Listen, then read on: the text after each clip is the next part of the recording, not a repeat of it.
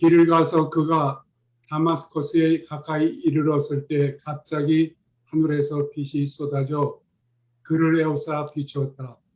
그는 땅에 엎어지면서 자기에게 사울아 사울아 내가 왜 나를 박해하느냐 하고 말씀하시는 소리를 들었다. 그가 주님 당신은 누구십니까? 하니 그분 이렇게 대답하셨다. 나는 네가 박해하는 예수다. 일어나서 고을로 들어가거라. 그러면 네가 할 일을 네게 일러줄 것이다. 그와 동행하던 사람들은 어리벙벙해서 그냥 서 있었다. 그들은 소리를 듣기는 했지만 아무도 보지는 못했다. 사울로는 땅에서 일어나 자기 눈을 떴으나 아무것도 보지 못하고 사람들이 손을 잡아 이끌고 그를 다마스커스로 데리고 갔다. 그는 사흘 동안 보지도 못하고 먹지도 마시지도 않았다.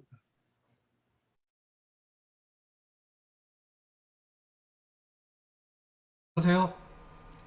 안녕하세요. 이게 제목이 좀, 어떻게, 제목이 잘 전달이 됐는지 모르겠습니다. 아, 신앙생활을 하시다 보면, 또 주변에서 아니면 본인들이 흔히 얘기하는 황홀경 혹은 성령 체험이라고 할 수 있는 경험들을 통해서 일어나는 변화나 확신, 또 이런 것들을 마주하는 경우가 있습니다. 근데 사건들을 통해서 항상 드는 의문 중에 하나는 이 사건들이 과연 이성적인 아니면 객관적인 검증이 가능한가 하는 의문이 항상 있을 것입니다. 저도 개인적으로 어려서 학생부 때 뭐 수양회나 또 아니면 교회에서 행해지는 부흥회 또 뭐 치유 집회 등을 통해서 다양하게 일어났던 종교적인 경험들이 있을 겁니다. 또 어떤 사람들은 자신의 병이 치유되는 경험들, 뭐 이런 것들이 있을 거고, 저에게도 학생의 시절에 또렷이 기억에 남는 아주 특이한 경험이 있긴 한데, 그 경험을 나누려고 하는 건 아니고요. 가장 최근에 그런 경험들이라고 할 수 있는 것들은 오히려 제가 그런 경험들을 만들어 보려고 했던 경험이 있습니다. 다름이 아닌 찬양 인도라고 하는 부분들에서 저는 그 찬양 인도를 어떻게 보면 인위적으로 분위기를 조성해서 한 사람이라도 흔히 얘기하는 은혜를 맛볼 수 있는 분위기를 조성하려고 노력했던 경험이 있습니다. 그 당시에는 새로운 경험들이 되어질 수 있을 만한 상황으로 인도해야 된다는 어찌 보면 아주 투철한 사명감 같은 그런 것을 느껴서 앞에서 열심히 노래도 불러보고 또 연주를 하게 만들어 본다든가 아니면 무대 연출을 해보기도 했던 그런 경험도 있습니다. 근데 그러는 와중에 이런 상황들이 내가 힘쓰고 또 애쓰고 아무리 조직적으로 준비를 한다 그래도 도달할 수 없다는 사실을 깨닫고 이것은 오히려 철저하게 위로부터 내리는 은혜가 있어야지만 가능하다는 사실을 인지하고 난 후부터는 노래 중간중간에 행했던 멘트들을 삭제하기 시작했습니다. 그래서 그냥 찬양의 가사와 오히려 그 찬양이 드려지는 방향성에만 집중하기 시작했던 경험이 있습니다. 그러고 난 후에 그 찬양 인도라고 하는 부분에 대해서 부담감을 많이 떨쳐낼 수 있었던 것을 경험했습니다. 근데 또 하나 간과할 수 없는 사실은 이런 경험들을 통해서 이 경험들이 결코 이성적인 혹은 객관적인 해석과 접근은 없는 것일까 하는 의문을 사실은 떨쳐낼 수가 없었던 것도 또한 있습니다.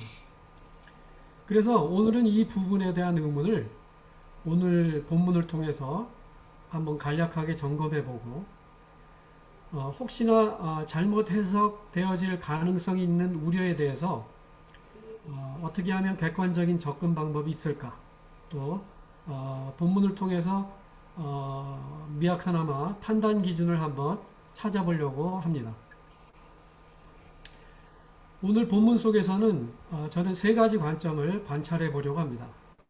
첫 번째는 이 사건을 객관적으로 판단할 수 있는 증거들이 있는가.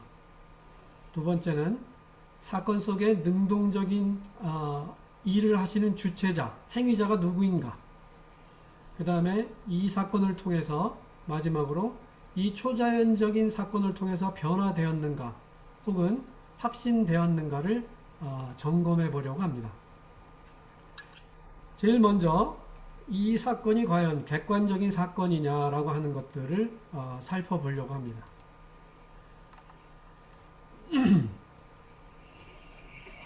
객관적인 시각을 확보하는 데 있어서 이 사건을 기록하고 있는 저자가 누구며 또 어떻게 서술하고 있는가 하는 점은 아주 중요한 부분을 차지할 수 있습니다. 이 사도행전의 저자는 여러분들 잘 아시는 대로 누가입니다. 누가의 직업은 의사입니다. 그 사람의 직업을 통해서 알 수 있듯이 어쩌면 누가가 가지고 있는 아니면 개인적인 성향을 통해서도 그는 그의 서술을 아주 과학적이며 또한 분석적인 시각을 가지고서 서술하였음을 미루어 짐작할 수 있습니다. 실제로 본문을 통해서 우리가 받는 느낌은 그림책을 보듯이 구체적인 설명들을 잘 기술해 놓고 있습니다.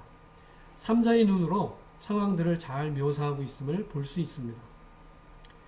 이와 더불어 본문에 등장하는 사울과 동행한 인물들의 묘사도 객관적인 시각을 잘 반영하고 있다고 볼 수 있습니다. 바울은 자신의 주관적인 경험이긴 하지만 이 사건을 또한 자주 언급합니다. 그 이유는 아마도 정통성을 확보하려는 의도에서 그 사건을 자주 언급합니다. 여러분 잘 아시는 대로 사도행전만 해도 이 본문과 더불어 후반에 두어 번 더 언급하고 있고 또 복음 서신서를 통해서도 바울은 이 사건을 자주 언급합니다. 오늘 본문에서 보실 수 있듯이 동행자들은 소리만 듣고 보지 못하고 서 있었다고 묘사되어 있습니다. 바울 자신도 눈이 열렸으나 아무것도 볼 수 없었다고 합니다. 또한 3일 동안 보지 못하고 먹지도 마시지도 못했다고 본문은 전합니다. 실제 경험되어진 사건이라는 서술이 아주 구체적이면 바울 자신에게는 주관적인 경험을 3자의 시각에서 모자람 없이 잘 묘사하고 있는 것을 볼 수 있습니다. 이 객관적인 시각은 바울에게도 또한 중요합니다. 왜냐하면 바울은 이 사건을 통해서 제자들과 사람들에게 공인되었다고 반복적으로 주장하여 자신의 사도됨을 피력하고 있음을 볼 수 있습니다. 이러한 객관적인 시각은 또한 두 번째 관찰인 이 사건 속에 등장하는 능동적인 행위자 혹은 주체자가 누군가 하는 의문으로 이끕니다. 사건의 진행 과정 속에 보이는 능동적인 행위자 혹은 주체자는 누구인가? 사울은 하늘로부터 빛이 자신을 둘러 비추는 것을 보고 땅에 엎드려졌습니다. 마치 모세가 하나님을 만난 사건처럼 본문은 묘사하고 있습니다. 빛으로 나타나신 예수님과 바울의 만남 속에 연속적으로 일어나는 사건의 흐름이 존재합니다. 구체적인 사건의 흐름 속에 인물들의 묘사가 매우 구체적입니다. 이것은 위에서 아래로의 접근이 먼저 나타나고 바울의 반응이 이어집니다. 이 흐름은 또한 바울에게서 먼저 시작된 아래에서 위를 향하는 접근이 아닌 것을 밝히고 있습니다. 바울에게는 누구인지 모를 초자연적인 존재가 먼저 자신에게 찾아왔다는 사실을 밝혀놓고 있습니다.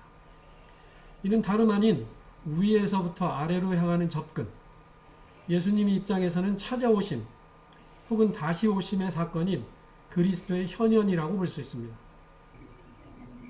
이것은 선취적인 파루시아, 즉 재림의 예표로도 해석될 수 있는 엄청난 사건인 것을 보여줍니다. 더욱이 오늘의 이 만남은 온전히 사울만을 위한 사건인 것을 또한 보여줍니다.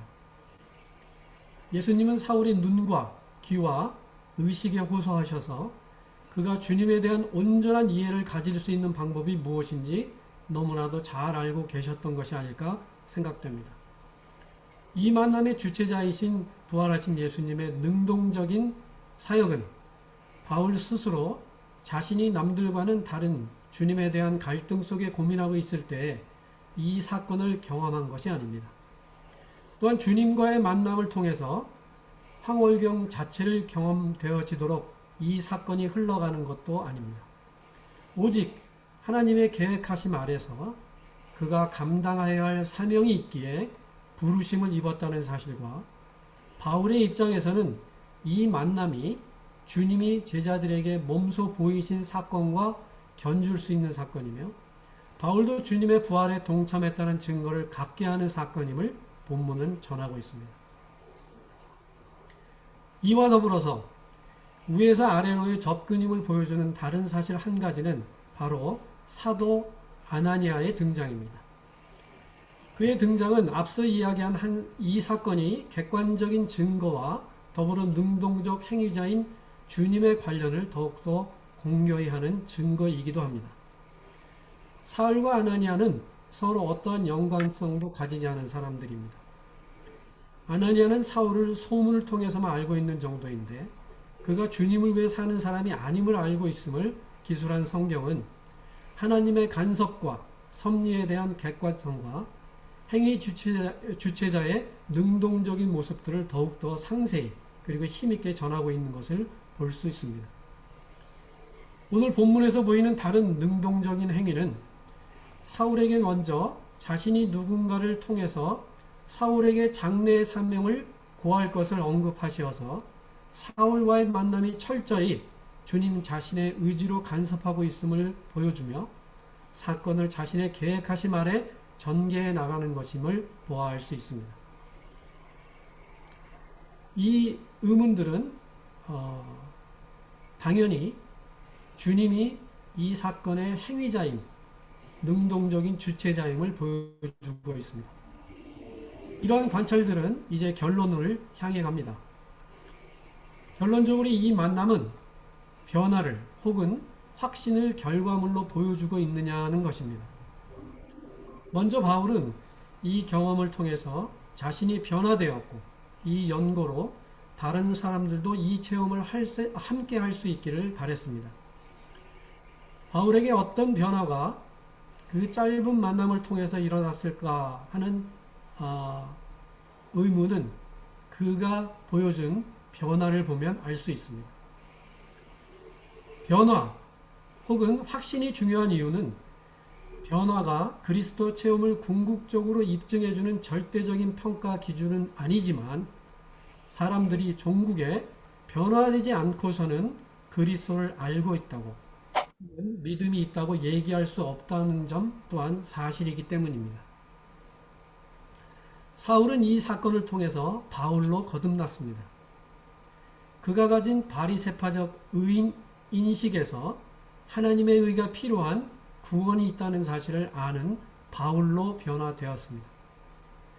지식적으로만 알던 인간의 의를 통해서 구원받을 수 있는 가능성이 무너지는 잘못된 판단에서 높임을 받아야 하는 메시아로, 하나님의 아들로, 그리고 주로 아는 그리스도를 아는 바른 지식으로 바뀌게 되는 그러한 순간이었습니다.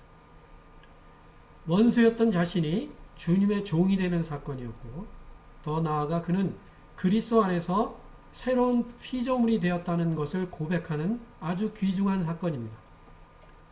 막연했던 메시아에 대한 지식이 경험을 통해 확신의 상태로 도약한 사건입니다. 이미 어렴풋이 조각되진 주님의 실체를 이 만남을 통해 확신하게 되고 주님의 명령하심을 따를 수밖에 없는 현실을 접하게 된 사건인 것입니다. 우리에게 일어나는 크고 작은 자극들에 우리는 어떻게 반응하고 적응할 것인가?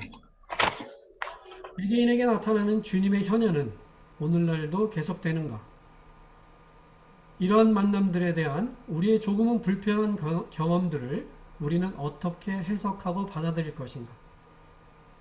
우리는 때때로 매일매일의 말씀을 통해서 주는 자극들, 말씀으로 다가오시는 주님의 임재들, 또는 골방 속에서 드려지는 기도 속에 말씀하시는 주님에 대한 경험들, 더 나아가 좀 더 높은 수위의 영적 체험들, 이 모든 것들은 서로 연관되어 있으며 그 경험들은 최소한 앞에 살펴보았던 적어도 이 세 가지 관찰을 통해 해석함으로 우리 속에 내면화되고 또 인식되어지고 그것들을 통해 실제적인 생활 속에 변화된 신앙을 고백하는 제자로 살아야 될 것입니다. 이상입니다.